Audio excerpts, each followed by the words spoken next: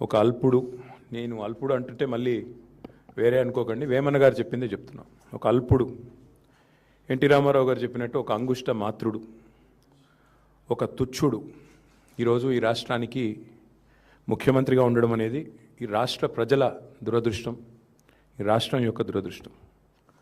కానీ ఎంతటి అల్పుడైనా, ఎంతటి తుచ్చుడైనా నిజానికి నేను దరిద్రుణ్ణి అని మెడలో బోర్డు వేసుకుని తిరగడు. కానీ రేవంత్ రెడ్డి గారి స్పెషాలిటీ ఏంటంటే ఆయన మైకు ముందే మాట్లాడుతూ ఉంటాడు. మైకు ముంగట్నే నోటికి వచ్చినట్టుగా దివాలా తీశాము. ఒకసారి కాదు, ఇది 2.5 సంవత్సరాల్లో ఒకసారి ఎయిడ్స్ రోగి అంటాడు తెలంగాణని, ఇంకోసారి క్యాన్సర్ పేషెంట్ అంటాడు. ఇక దివాలా తీసిందని మాట్లాడిన దివాలా కోరు మాటలకైతే లెక్కనే లేదు. అది చూసిన తర్వాతనే బాధ అనిపించింది. వాస్తవం ఏంటంటే ఇంతటి భావదారిద్ర్యం, ఇంటలెక్చువల్ బ్యాంక్రప్సీ బహుశా దేశ చరిత్రలో ఏ ముఖ్యమంత్రిలో కూడా ఎన్నడూ చూసి ఉండం. అయ్యా, మీ అదృష్టం బాగుంది, జాక్పాట్ కొట్టారు, ప్రజలు మార్పు అని మీరు చెప్పిన డైలాగులు విశ్వసించారు, మీకు అవకాశం ఇచ్చారు. 50% మీ పరిపాలన 30 నెలలు అయిపోయింది. 50% మీకు ఇచ్చిన అవకాశం అయిపోయింది. ఇప్పటికైనా 4 మంచి మాటలు, మీ ప్రభుత్వంలో మీరు ఏం చేశారో, ప్రజలకు మీరు ఇచ్చిన హామీల్లో ఎన్ని నెరవేర్చారో, లేదైనా ఒక జిల్లాకి పోతే ఆ జిల్లాకు మీరు చేసిన అభివృద్ధి, మీ వల్ల జరిగిన మంచి పనులు అవి చెప్తారేమో అని చూస్తాం.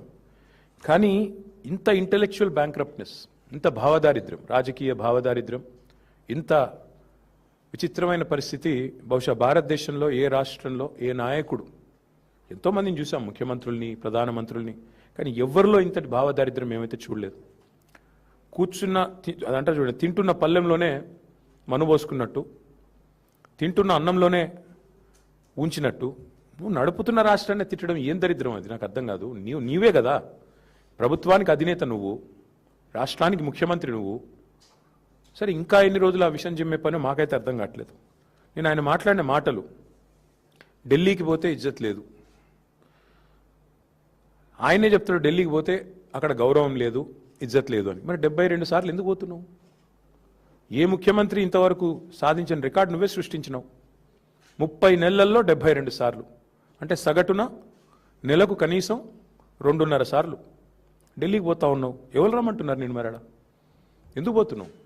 ఢిల్లీలో ఇజ్జత్ లేకపోతే ఎందుకు పోతున్నావు అని అడుగుతా ఉన్నా. వాస్తవానికి నిన్న రేవంత్